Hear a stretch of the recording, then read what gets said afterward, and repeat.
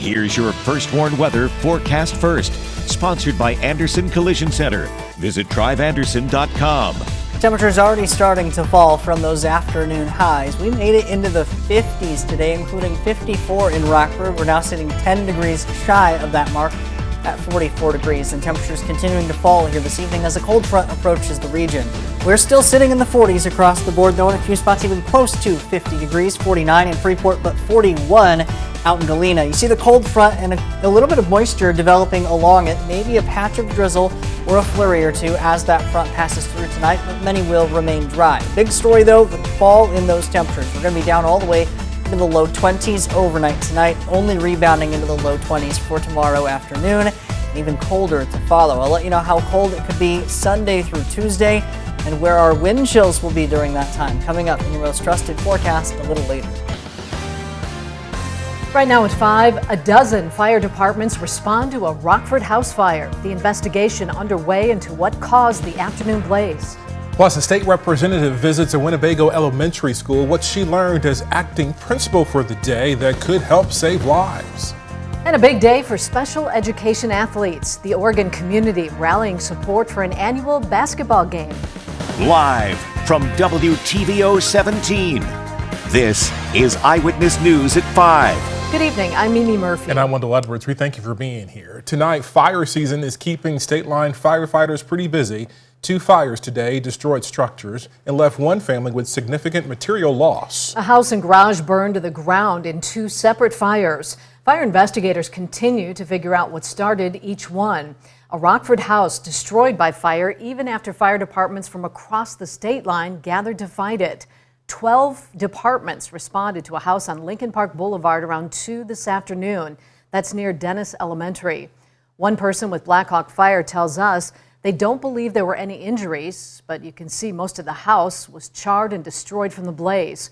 No other details are available at this time, but we'll update you as soon as we know more. And earlier this morning, a Rockton family left picking up the pieces after an overnight fire destroyed their garage. Firefighters arrived at the home on Yale Bridge Road near the intersection with Boswell around 2:15 this morning.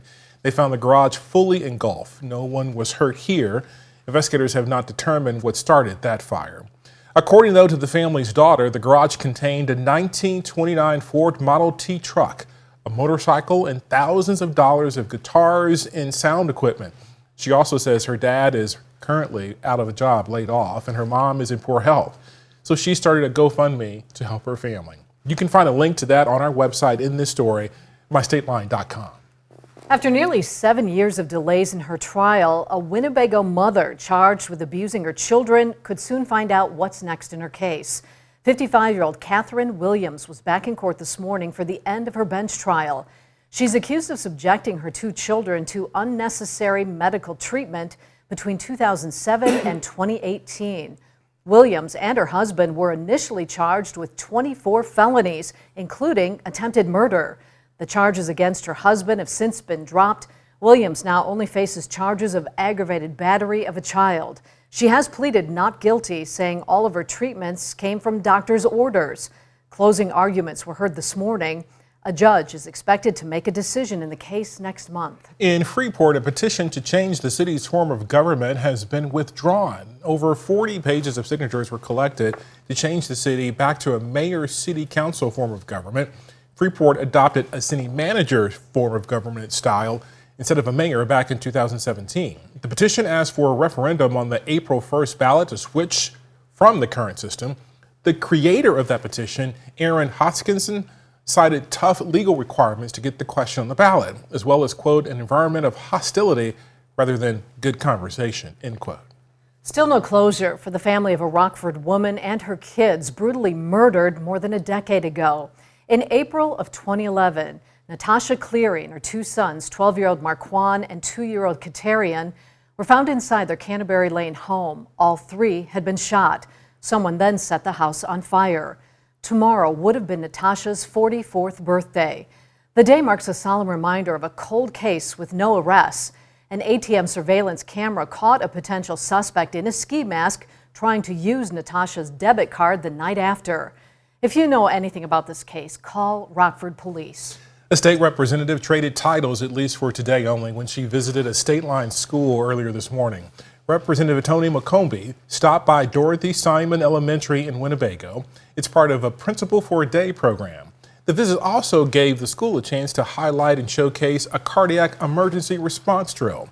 Simon's principal, Heather Baker, suffered a cardiac arrest in 2018 while working at a school in Pecatonica. She helped pass legislation last year requiring schools across the state to have cardiac emergency response plans. Now she hopes for drills to be required to practice those plans.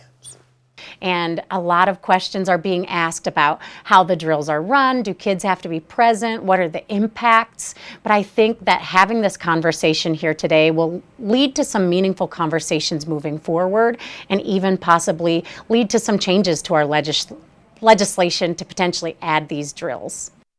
Baker added the visit allowed all Winnebago schools to be highlighted as well as discussing struggles across the district. A big game for some special athletes. Oregon High School hosted a basketball game today between two Special Olympic programs. The Ogle County Educational Cooperative All-Stars took on the Kreider Services Hoopsters, and the stands were packed. Eyewitness reporter Blake Dietz was there. And Blake, how was the atmosphere? It was electric. The score was back and forth all game long as parents, students, and other fans crammed into the school's athletic center for the game. It was a show of support, fun, and an example of how the community can come together to make everyone feel included. The two teams played a full 4 quarters, from crowds with posters to the band belting out tunes to cheerleaders leading chants of encouragement. Almost every aspect of the game was put on by the student body. Ogle County's coach says her players look forward to these games every year. So fun to see them get so excited, and you could see that some of the kids who go to school here, they had their own cheering section. All the kids know them, and it's just so awesome to see them get cheered for and included. So we go around to the different schools. We go to the Rochelle High School, we go to Rochelle Middle School, and every game there's a different vibe. But it is just so important to get the community involved and the parents, the gen ed students. It's just amazing. Well, some of the players tell me their favorite moments were scoring baskets, seeing their parents in the stands, and earning a well-deserved pizza party post-game. I have more from the game coming up in the full story at 6. Mimi. All right, looking forward to that. Thanks, Blake. A state-line World War II veteran's proving age is just a number. He's almost 101 years old and believes he is the oldest veteran to ride a horse. Albert Wend served for over 3 years in the Navy, taking wounded soldiers to hospitals in the South Pacific. Today in Harvard, he partnered with Bravehearts for the incredible accomplishments. Bravehearts is a state-line nonprofit providing therapy and healing through horseback riding. Wend says riding horses is something he's been doing since he was just a kid. Years back, in not too far from where I lived in Arthur, there were a number of farms out there, and they used to rent horses out to them. And my group was used to go out there almost every week. Well, not every week, but at least once or twice a month there and go horseback riding. Albert turns 101 years old in just 10 days on the 27th. Happy birthday to you. And we salute him. I know it. Right. The U.S. Supreme Court announces its verdict in the case against TikTok. Coming up after the break, what the court decided and what's next for the future of that app. And coming up tonight at 6, refugee students showing off their skills. Today's science project presentations for newcomer students at East High School. It did not feel anything like January today. High temperatures reaching into the 50s, but we are set to see those temperatures really take a tumble tonight. I'll let you know just how quickly they're going to fall and where we'll be by tomorrow morning, coming up in just a few minutes. You're watching Eyewitness News, your home team, with Mimi Murphy, Wendell Edwards, Scott Leber, and meteorologist Jordan Wolf. The Supreme Court decides to uphold the law set to ban TikTok on Sunday. Now all eyes are on President-elect Trump, who has previously hinted that he's interested in saving the app. Hannah Brand explains what happens next. The Supreme Court's ruling leaves TikTok on the verge of being banned, unless federal leaders step in to save it. I don't think the battle's over yet, though. I'm hopeful that President Trump, in coming in, can have some ability. An overwhelming bipartisan majority of lawmakers passed the original law requiring TikTok to be sold to a U.S. owner, saying it's a national security risk for Chinese company ByteDance to own the popular app. The best way for TikTok to continue to exist is for it to be sold. So far, ByteDance has declined to sell, and the deadline is Sunday. But President Biden says it will be up to the incoming president to choose how to move forward. President-elect Trump has suggested he wants to save TikTok. And following the Supreme Court ruling, he posted, "My decision on TikTok will be made in the not-too-distant future, but I must have time to review the situation. Stay tuned." The original law gives the president authority to delay the ban by 90 days, but it's unclear if President-elect Trump can use that power because the app is set to be banned a day before his inauguration. I think that an extension time is likely, and I also think a sale is likely. TikTok CEO Shou Chew expressed optimism that the incoming president will save the app. I want to thank President Trump for his commitment to work with us to find a solution that keeps TikTok available in the United States. And Chew is expected to attend Trump's inauguration on Monday. In Washington, I'm Hannah Brandt. Here in the state line, it was a warm day for mid-January. Temperatures got over 50 degrees. 50 today, but enjoy it while you can. That warmth will not stick around. Meteorologist Jordan Wolf will tell us more in his forecast next. Now, your First Warn weather forecast from meteorologist Jordan Wolf. It was a very warm day across the state line today, especially given mid-January standards. Average high temperature for today's date, 29 degrees, but we made it all the way to 54 in Rockford, and that was mainly due to a strong southerly wind along with a very mild air mass not too far away. We maintain that southerly flow here in the short term, but you can see not too far away to our west and northwest, those wind directions start to flip around and come out of the north and northwest.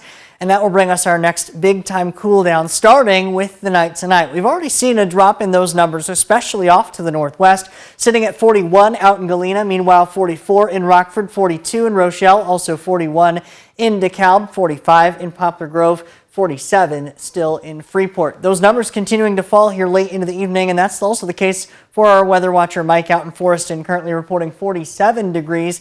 A little bit of no precipitation, I should say, and a little bit of a light wind out of the south that had started to ease up, and soon that wind will start to flip around and come out of the north as our cold front approaches the region. We are left with a clear picture as far as precipitation is concerned. The Mercy Health SkyTrack camera overlooking Beloit, Wisconsin, not really showing much in the way of cloud cover, although cloud cover will be on the rise along the leading edge of our cold front here into the evening. And that will start to bring our temperatures down very quickly, especially once that front passes. We'll drop all the way down to 20 degrees for that overnight low. A mostly cloudy sky, but we will remain windy. Winds will shift from the southwest, where many spots are now, to eventually come out of the northwest and still could gust close to 30 miles per hour, bringing in that next cool air mass. We're only going to rebound to 21 for tomorrow, so a big difference from 54 where we were today, a margin of more than 30 degrees. Clouds will be on the decrease though, so we will see some sunshine late into the day, but the story will be cold and blustery. Those winds gusting to around 30 miles per hour late into the day tomorrow, and that continues with our cool down here into the night as well. We're going to be dropping through the 40s, through the 30s, and even down into the low 20s. So even by the time we wake up early tomorrow morning, temperature around 20 degrees. And for the afternoon tomorrow, that's about where they make it up to, and then once again fall late into the evening. You can start to see that next big cool air mass starting to develop, especially off to our northwest. You can see the difference in our wind directions. We still see this plume of moisture down to our south and to our east. Meanwhile, you see the streaks of clouds indicating that polar air mass starting to move into our north and our northwest. Along the leading edge of that cold front, we do have a little bit of moisture starting to show up, at least a little bit of some reflectivity there on radar, bringing some back, at least the chance for a patch of drizzle, maybe even a flurry or two as that front passes, but the majority of us will stay dry into the evening tonight. Temperatures, though, taking quite a drop. That cold front down well to our south by tomorrow morning. Tomorrow afternoon, we'll only rebound in the low 20s, and then the following night, temperatures will be down in the single digits. So that's about a 50-degree drop, in a matter of 36 hours or so from where we are now, or where we were just not that long ago, all the way down into the low single digits by the time we wake up early Sunday morning. As far as our wind chills go, we are going to be solidly below zero for those wind chill values starting Saturday night, at least all the way through Tuesday, and likely going into Wednesday as well. Our peak wind chills could be down around 15 or even 25 degrees below zero, especially Sunday and Monday nights, where our low temperatures will be down below zero. As well, halfway our warm high temperatures will be rising, getting up to the single digits, and then eventually rebounding to the 20s by the middle of next week. Thank you, Jordan. Scott's next with sports. He says one ice hog is out and another one's in for the upcoming AHL All-Star Classic. Now sports with sports director Scott Lever. The Ice Hogs will have a player at the upcoming AHL All-Star Classic in Palm Desert, California, but it won't be Frank Nazar. Nazar won't be able to suit up for that since he's up with the Blackhawks and not likely to be assigned back to Rockford. Cole Gutman has been picked to replace him. Gutman's a great second choice to represent the Ice Hogs. He leads the team in goals with 16 and in points with 33. It's been a model of consistency all season. As for Nazar, he's holding his own in his rookie season with the Blackhawks. He's played in 16 games. He has only 1 goal and 2 assists. He just has to start capitalizing on his chances. Just don't get discouraged. At least you're getting them. You're in the NHL. They're like, why, what's there to be sad about, So it's good that we're getting those chances and hopefully stick to it. Well, the Bears coaching search moves on today. They did a virtual interview with Ravens offensive coordinator Todd Monken. The Ravens have led the NFL in offensive yardage the past 2 seasons. It helps to have Lamar Jackson as your quarterback. And tomorrow, the Bears will interview Vikings defensive coordinator Brian Flores.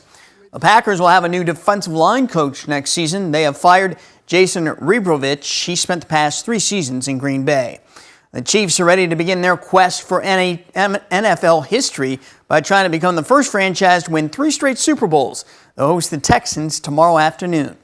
I think every year is special. So, obviously you want to win 3 in a row, but building those memories with the guys and with the community every single year is special. And when I look back at all the different Super Bowls that we've won, I look back at special moments that we've had and special games that we've had. And so we'll try to do that the same this year. It's been a fun run up to this point, but we want to get to that ultimate goal.